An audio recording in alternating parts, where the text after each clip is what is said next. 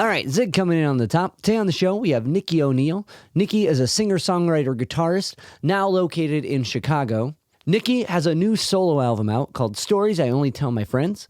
It's available on all streaming platforms. So this interview, like many that came before, were called to the original Zig At The Gig formula, in which this interview was done in a van before a gig. Yes, because of some of the scheduling conflicts, it resulted to the old school formula. But the only challenging part about this one was it was very cold outside. We're talking in the negatives. So that, for some reason, I don't know if it did something to the mic or the headphones, but it has a different tone to this conversation than the ones that are prior to it, and then the ones that came after this conversation. But anywho, it doesn't denounce or doesn't make what Nikki's talking about sound any less important. It's just a difference I wanted to notate for those who are following us to this episode. Thank you so much for listening. Anyway, we're going to listen to a tune before we get to this conversation. Here is Drive off Nikki O'Neill's new record, Stories I Only Tell My Friends. Drive, the tune. Stories I Only Tell My Friends is the record. Nikki O'Neill, the artist. It's available on all streaming platforms. This was a very engaged conversation as far as like understanding someone who's gone through a lot of travel, a lot of immigration at a young age, and how music can support someone through such a challenging and changing environment. Anyway, before we get to the conversation, if you hear what you like, if you can like, rate, review, subscribe to the podcast and any of the podcast platforms, it helps me keep talking to cool guests like Nikki and sharing their insights with you. So now, without further ado, here's my conversation with Nikki.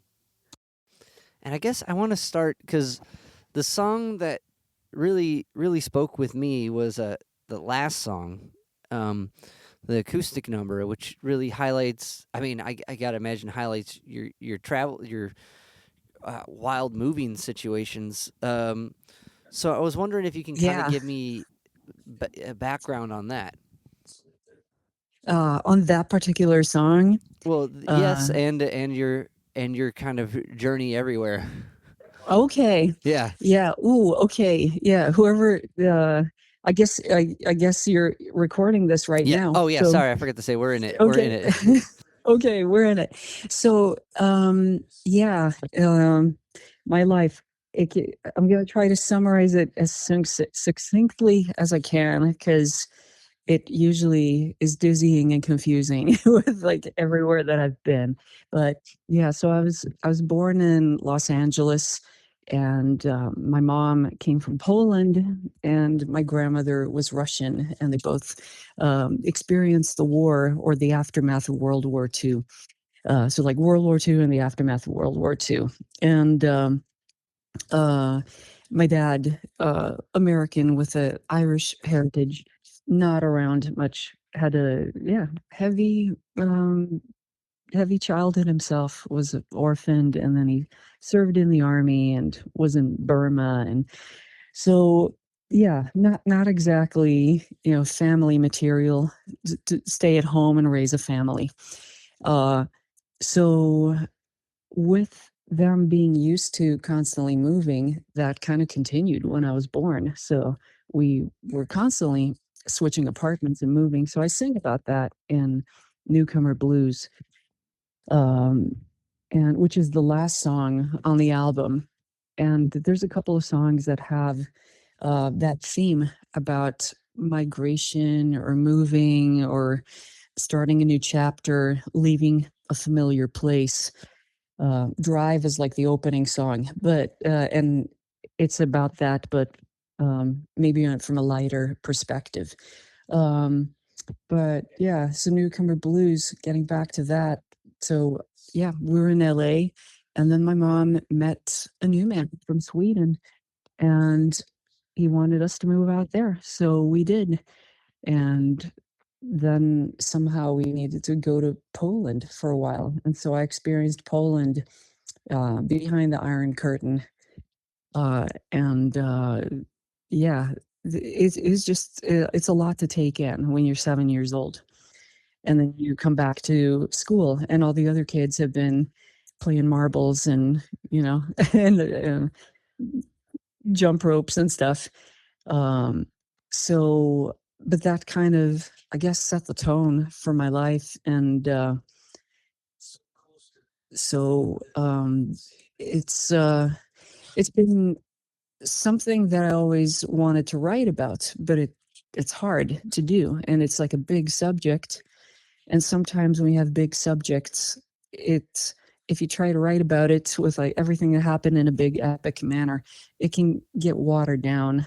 Yeah. And so you have to, the best way to do that is maybe to be super specific. So in the song, there's like a couple of scenes.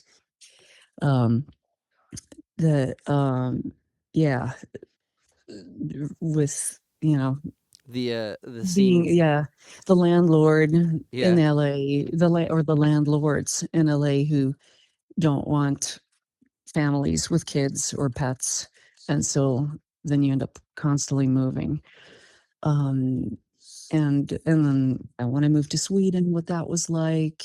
Uh, I was, coming from the U.S., and at that time, the U.S. was involved in a bunch of, other countries' business, and it wasn't very cool to be from the U.S. when I came to Sweden. So then you'd learn words like capitalist, and which I had, no clue what that meant when I was 7, but I learned pretty fast. So, um, and yeah, and then for a brief moment, like I said, we went to Poland, and that was quite a trip because, like I said, this was like the late 70s, early 80s. This is very much behind the Iron Curtain. We passed through East Berlin, and we took a train, or it was like a train through Sweden, and then a ferry to Germany, and then a train that went through like Germany, East Berlin, and then I got to Poland. And East Berlin felt so dark and miserable. Everybody looked so depressed that getting on the train to Poland, it was like light, sun breaking through the clouds, even though they didn't have an easy time either. But, and getting to Poland, there was a lot about people were at that time constantly standing in lines. There was nothing in the stores. If you had connections and you had American dollars, then you could go to these special stores and buy food and clothes and all sorts of stuff. But if you didn't have those connections, then you'd be standing in line for hours, and there'd be like, yeah, a bag of, flour or something. It was really, really tough. So I just, got to see all of that. And to write about something like that, I try to do it through, like, not through music, but through like a memoir or essays. And when I, um, like in the last couple of years, I took during the pandemic, actually, when it was like lockdown and everybody's at home, or a lot of people are at home. Um, then there were online classes, and I took a memoir class, and it was great, but to write about those things, it felt really heavy for me, because music has always been a great counterbalance. It's always been something that, yeah, it can express feelings, it can express frustration and sadness, but it's also really empowering and joyful, and anything from, plugging an electric guitar into a Marshall, and some of the hard rock that I ended up liking a lot as a teenager, it wasn't so much for the like high pitched screaming vocals or the lyrics. It was just I love the riffs and the sound of the guitars and stuff. So yeah, we take and same with like soul music.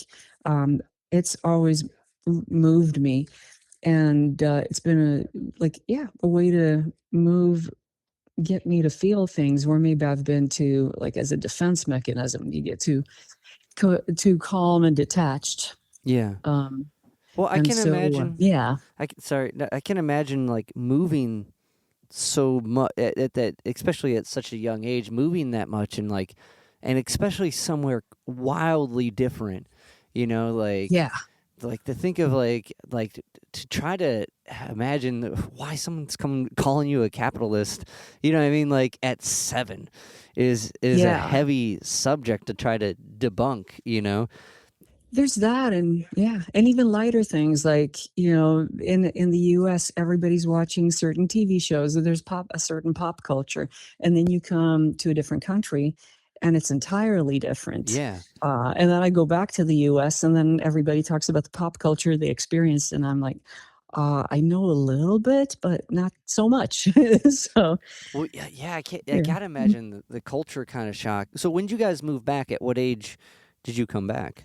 To the US, I was, actually, it was late. I was, 27. Okay. Yeah. Wow. So okay. So it was after, like, I mean, I'd spent almost 20 years in Sweden at that point. So it was like from 7 years old till 27. So that's like going through elementary school, high school, part of college. Yeah. All of it. Like, Like yeah, that's all yeah, that really getting to development. know the Yeah. culture. But yeah, so I'll just say that um writing a song about it felt much less depressing than to like write a, I don't know, a memoir or something like that. So yeah, and somehow I managed to kind of just take a few specific situations and put it into a song. And yeah, I don't write a lot of folk. I feel very much like a band person. I was like enjoyed playing in a band. I admire people who play shows who could like do it all alone, like the folk singers and the solo singer-songwriters, and I understand you got to do it because it's really expensive to tour with a band, True. uh, or even play shows in your city. So, but I've always been very much a band person. So this kind of song is a bit unusual for me, but I'm really happy I did it, and yeah. I think like well with such a dense subject as it is, I think like that how you approached it. I mean, both at the front and the end of the record, right? Because drives like how you pointed out, it's a lighter version of it, but like I don't think you like the specific situations really make the narrative, and just taking those specific instances throughout the whole tune really kind of like paint the kind of they're small moments, but they're also big moments that really express it. So I think you did an excellent job doing that. And I mean, Thank the you. whole front of the record's really good too. I just that one in particular, I'm like, wow, I can't imagine like moving around that much, and just that's a lot to like take in. But so at what age did like music really start speaking to you? It always did because I Yeah. I remember my mom, she was young when she had me. She was 19. So I think music was her way to, um, I don't know, have joy in life, after a lot of intensity, heavy, uh, events and experiences. So, she liked a lot of the stuff that was popular in the US in the '70s, or she was a huge Al Green fan. So that rubbed off on me. I've always loved his music. She was a big Santana fan. She was really eclectic. She didn't play an instrument, or like nobody was musicians in the family, but when I have met as a guitar teacher and met other people, I realized that there some yeah, a lot of people might have a very casual interest in music. They're like, oh, I listen to what's on the radio, but she was really into all sorts of stuff. So if there was like a Elvis show or documentary on TV, we would like sit glued to the TV and cry together about like what happened to him, and oh my god, he looks so like all these drugs, and look at Yeah, like yeah. what happened to him. It's such a great voice. Those are like early memories.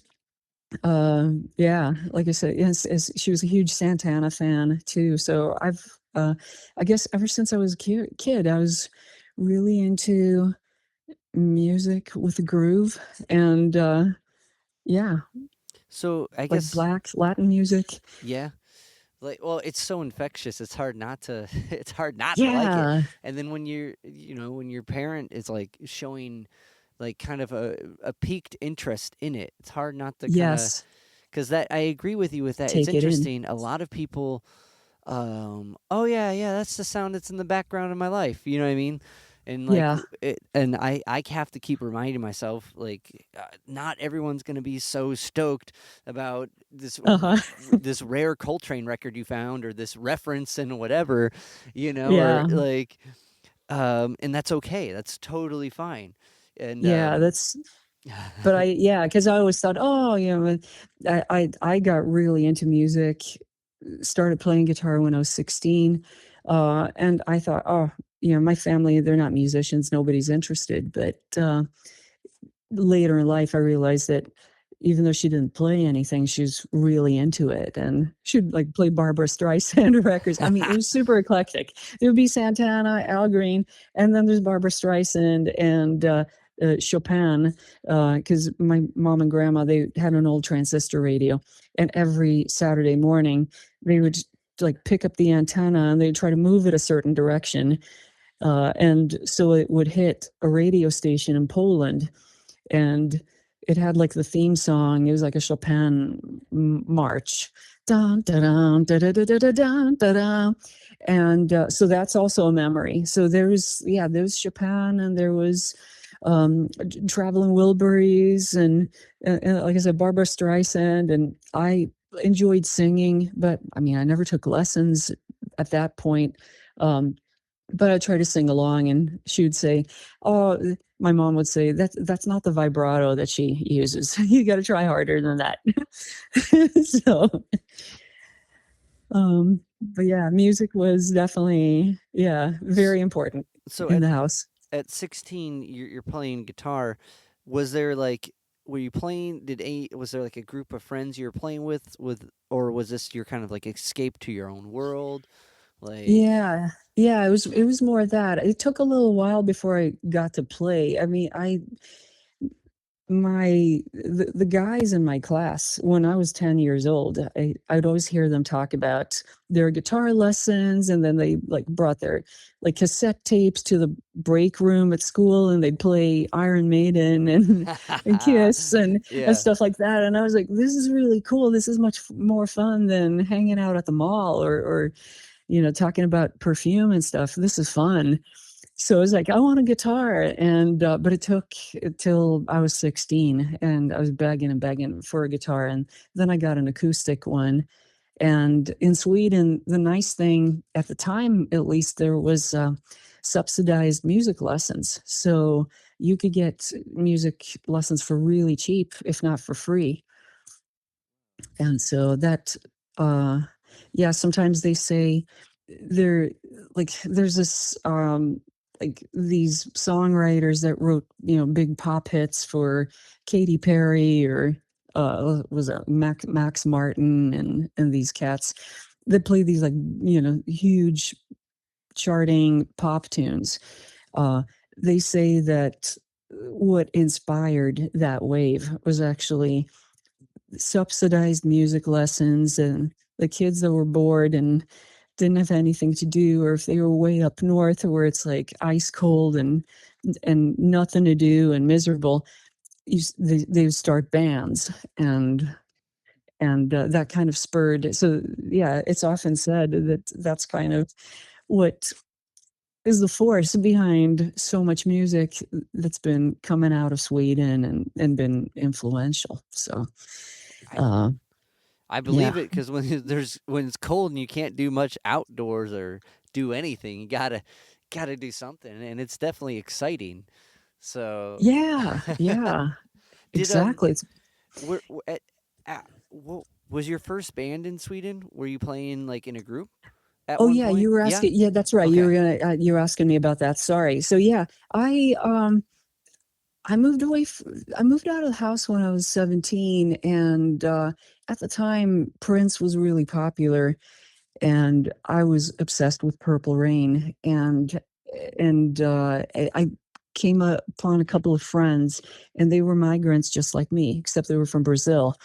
but they were also really obsessed with Prince. So they would, we'd sit and like listen to every little like tambourine in the mix and every B side of every single, and we ended up starting a band together. That was my first band. So And were you guys like just covering Prince tunes, or were you writing your own w- songs?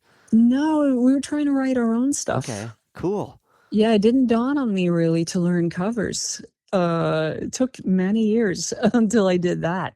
So I mean, I was, to rewind a little further back in time, I was like making up songs probably from when I was 12 or so. But I didn't play an instrument. I would just like write down lyrics and melodies and sing that stuff to myself. Um, I was always into making up things, like making up stories and uh, writing like little short stories and stuff. So I made up songs and but yeah, playing guitar. I was 16. Uh, didn't really have the chops to play Prince tunes, but my friends would teach me a couple of licks, and then I learned some chords from the Like, guitar lessons. And sorry, like Prince licks, or just licks they were yeah, working on. Okay, okay, yeah, okay. no, like a couple of Prince licks. What is one that Uh, kind of stuck out? One of these Prince licks, or these little oh motifs shoot. from your friends that kind of made lead playing make sense? Because the lead Oh, playing on this record is ripping. oh, thank you. Thank you. Yeah, it's me and Chris Corsell. So Chris plays a song called he plays the solos on If I Got the Upper Hand. It's an awesome solo. And then he also plays on Rainbow in the Cloud. And I play on three other songs. Uh I play on a tune called Square One. I play the solo there, and then I play a more acoustic, slightly jazzy blues thing, a very rootsy song called I Wish the Sun Could Shine on Me. And then both Chris and I play a twin guitar solo on a gospel-y rock tune, like an up-tempo tune called I Just Knew.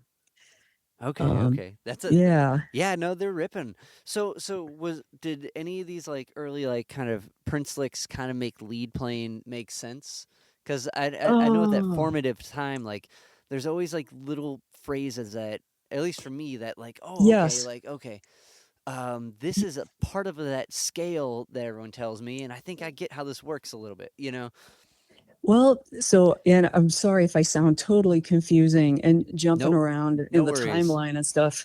I think the person, if there's anybody who, where I learned licks that I still like, they've still rubbed off on me, it's Carlos Santana. Because before Prince, I'll say, no, I mean, I listened to Prince and I saw Sheila E. I really wanted to be a drummer. So, and with the percussion on the Santana records, I was like hitting on everything.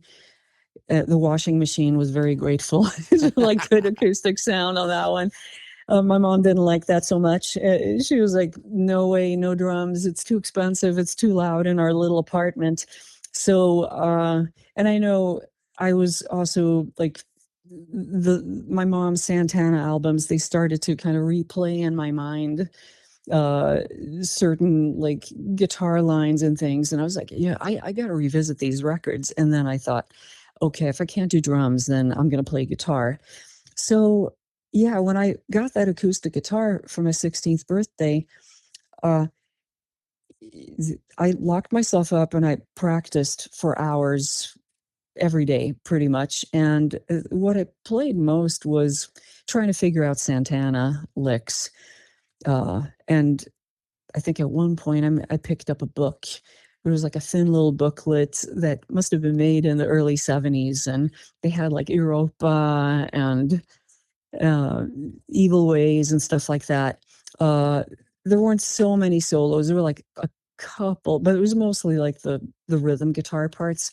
The solos I try to figure out myself. So there's, yeah, certain things where you kind of play a minor pentatonic, like a Yeah. bluesy type scale, but he kind of slides backwards da da do da do da da. It's like a certain. It's like a way you play that where you kind of slide across the notes instead of being. Well, now I might get way too insider and No, I guitar think nerdy, that's but instead of being in a little box like where you play like between the fifth and the eighth fret on the guitar, and you play this little box, you kind of play these scales over a bigger part of the fretboard, so you kind of slide across the notes and slide across the strings.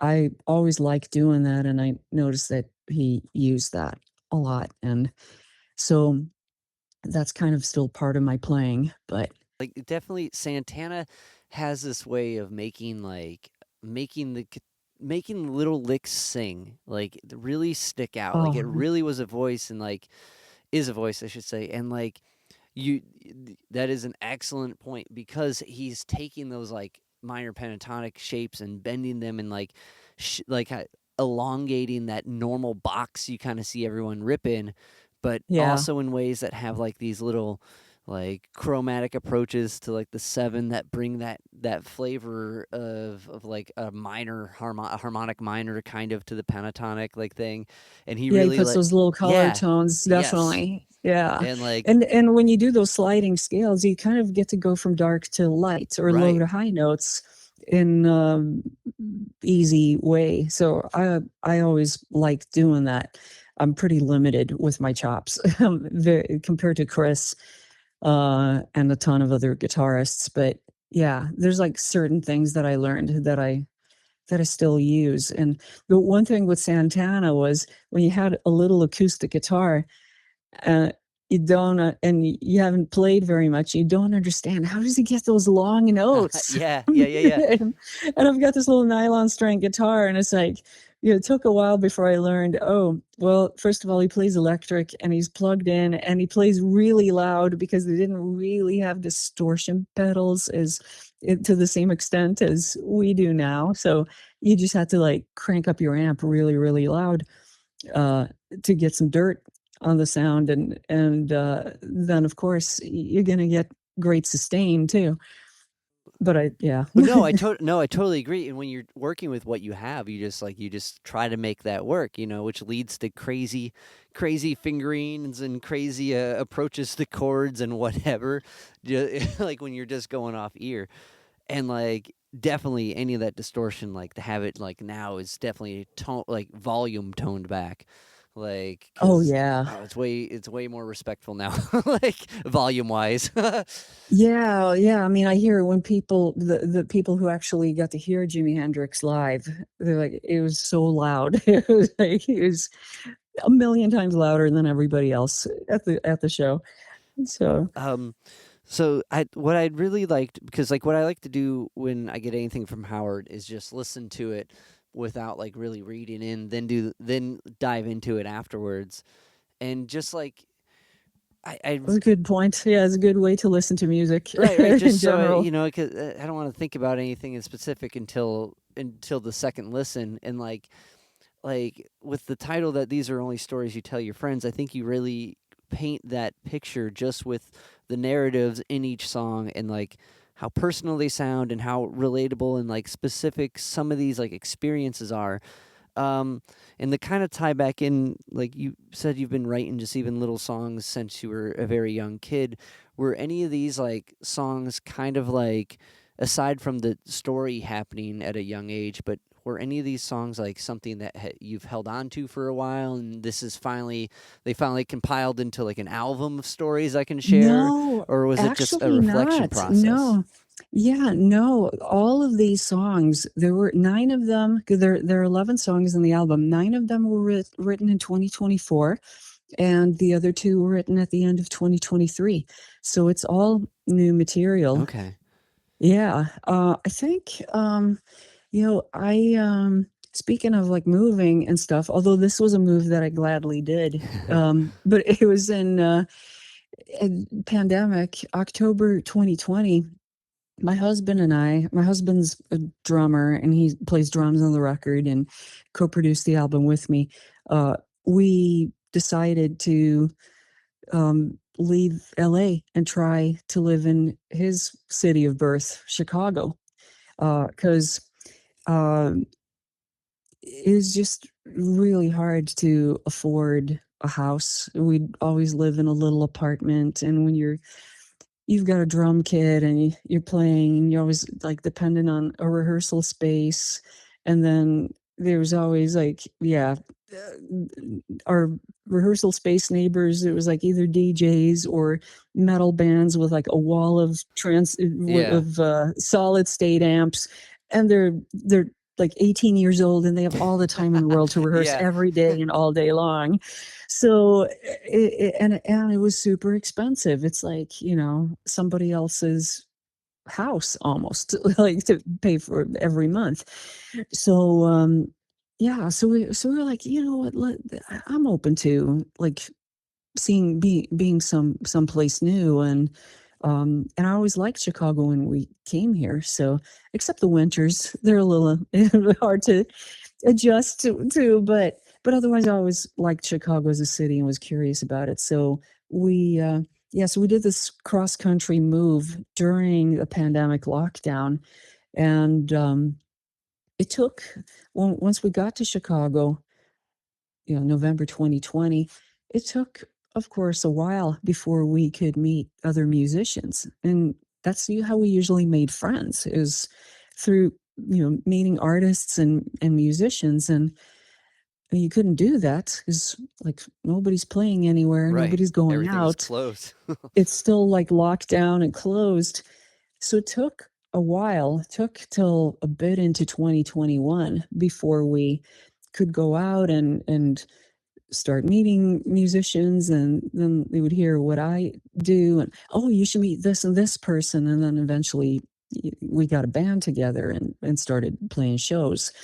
But during the time of the lockdown, I didn't really feel like writing songs. I was like, I just want to take in this new city and see what it does to me. I didn't want the album to sound like leftovers from my previous record, which came out in 2020. Um, and so I was like, I'm gonna wait and see in what ways Chicago rubs off on me. And it's not advisable to take too long of a break because it can be super hard to get back into it and get back into the flow of things. There's always this phase when you like start writing. It's, oh, everything sounds like crap, Yeah. Yeah. Yeah. Yeah. and then you just have to be patient, and it's like just just keep at it, even if it sounds like crap, and eventually the antenna will like clear. And That is so true because there is moments when you're like, "Oh, I'll never write anything as good as I did," and yeah, you're working through that. right, Yeah, yeah. And then it's when you don't try, something comes out, you're like, "Oh, that's doable," and you're putzing yeah, around. Oh, I can't come up with anything with that, and you just then something else comes out, and you're like, "Oh, it's all," yeah. Yeah, So my process was I was kind of like putzing. I didn't write, and then I started putzing around, and it was like when everything's kind of wide open, then I don't know. I don't get very much done. So it was first when I decided that, you know what, now it's time. I want to make an album, and um, many of my friends in LA who are artists, I could see how they dealt with the pandemic. They would like maybe do a live record or do a spoken word thing, or re-release songs with a different take. But it's just interesting what kind of music everybody came up with. And then eventually people started to write songs again. And I felt like, you know what, I want to do that as well. And so then I just pushed myself more and uh, took songwriting workshops with oh, a guy named Steve I was just Dawson. about to ask if Yeah. you know Steve Dawson. All right. Yeah, Steve's Yeah. awesome. Take it to the Steve is bridge. Steve is fantastic. Yeah, that book is great. Um and most of all, he's a great artist. He's an active artist, and not a lot of people might know about him outside the Midwest. But critics, yeah, love love his records, and rightfully so. He's just great. I guess like kind of on that because I've talked with Steve, and like I get I've read his book too, and it's really good. But Mhm. what for you? What's been kind of like one of the I guess songwriting takeaways from studying with From Steve? his. Yeah, yeah. Yeah. So, yeah, and first of all, because at first I was a bit apprehensive. It was like, do I really need a workshop? I don't need to learn like the difference between a chorus and a verse, and it's those his classes are not at all. It's like they're people who have written. There's like a lot of like especially lyric writers, really good lyric writers, and every week you have to write a song, a complete song, and play it for the class. So he gives out these prompts, and the book that you were mentioning, Take Me to the Bridge, so it contains some of those prompts. So they can be related to something with lyrics or melody wise or rhythm or chord changes. So like with lyrics, it could be write a song that has lots of lyrics. Or maybe it would be a list of like a couple of words and phrases. And it's like, you have to write a song and include 5 of these things that are on the list, and you can't rewrite them or like twist them or so. You got to like have them exactly as they are. And they can be really random stuff. Um, and yeah, melodies. Write a melody that constantly ascends, constantly climbs. That's a good With challenge. chord, Yeah, yeah, yeah. yeah, Yeah, that's yeah, chord changes. It might be like a certain, oh, well, your verse has to have this type of, you need to, like, you pick your key. Now I'm gonna get nerdy with, like, music that's details, totally but fine on this show. oh, this show, Yeah. okay. So, yeah, it might be, okay, you're gonna, like, write a song, and you can't use the 4 chord until the bridge. You're not allowed to use it until then. So, like, one specific chord that has a little bit of a climb, um and a little bit of tension that kind of pushes the song to go somewhere. It's used very commonly. Some people will throw it in pretty quickly as the song starts, but with this one was like, nope, you got to hold it and save it for the bridge. So yeah, there were some great prompts, and some were pretty easy. Where it was like, okay, I've always like for me, it's always been easier to write the music. Um, and I love harmony, and I was like studying a little bit of jazz in high school, so chords and stuff I've just always taken to that. I love that stuff. So, but when it was lyrics or so, that was a greater challenge for me. And I don't know why, because I've written a lot since I was a kid, and like creative writing, essay writing came easy to me. I did some freelance writing. Um, and but for some reason, songwriting was like super intimidating. I don't know, maybe it's perfectionism, or that, oh, there's rhyming, there's like a tight structure. Uh, it's not as open-ended as poetry could be, or um, writing short stories and novels. So I think that intimidated me. So, um, but his prompts, they helped me break out of a rut. And most of all, it was the consistency of showing up every Yeah. week. And you have to have a song. You can't be flaky and show up with like, oh, I only have one verse, because everybody else has got a full song. And that was great, because it helped me to put songwriting back on the front burner, because it's so easy with everyday life that, oh, everything else can take priority. And especially if you're in a new city and you're trying to figure out a way to like make your living and make connections and find work as a, whether as a performer or as a guitar teacher, or some other kind of job to pay the bills.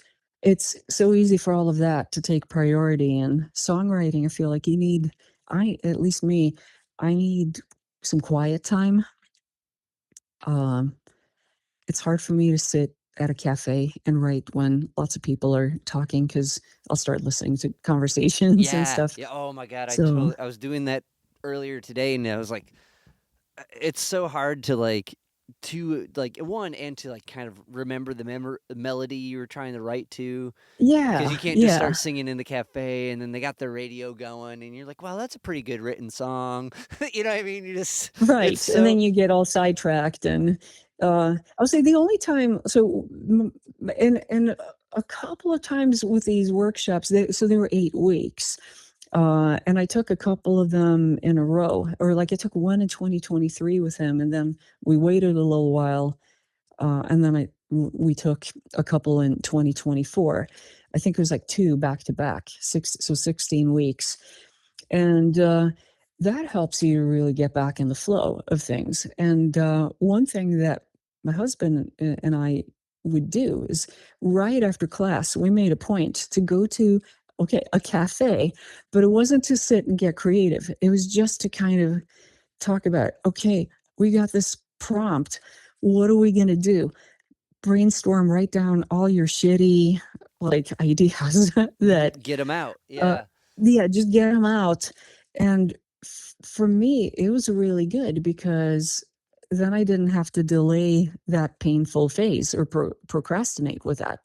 It was like, oh, okay, we'll sit and we'll write down all our crappy ideas and ponder on, possible angles and stuff. Well, And it's then you're kind of on your way. right. You get And it out of the way. yeah. And I was usually like, yeah, Rich, that's my husband. Guitar is not even his first instrument. I mean, he's a drummer, but he would like, yeah, walk into a closet with my acoustic guitar and come up with like lyrics, done. And it's like, oh, those are great lyrics.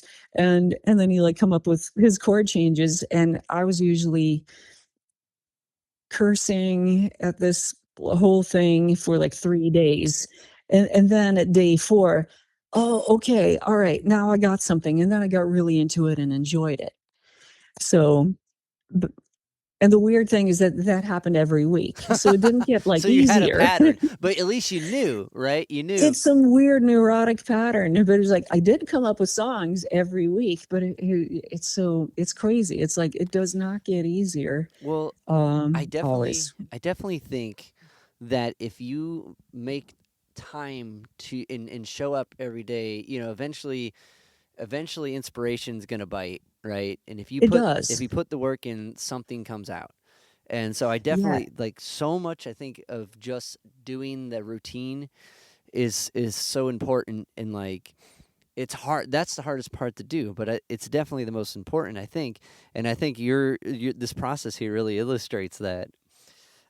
Yeah, I guess I want to share it because there might be people who are listening who maybe want to write songs, or they like can't get themselves to do it, or they're shy about it, or maybe some people are really good, but yeah, takes a long time between songs, recordings, and albums.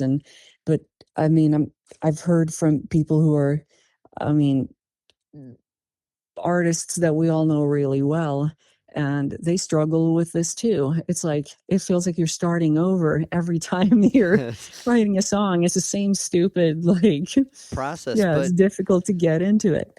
but no, I think it's important, and like definitely hearing that is, it's important to hear that too, because no matter where you are, how much you rehearse, there's still a basic element you can retrace to really for inspiration, or just like, oh, I forgot about that thing. Nikki, I really appreciate your time, and I really appreciate you being flexible to make this happen again. So Oh, thank my you so pleasure. much.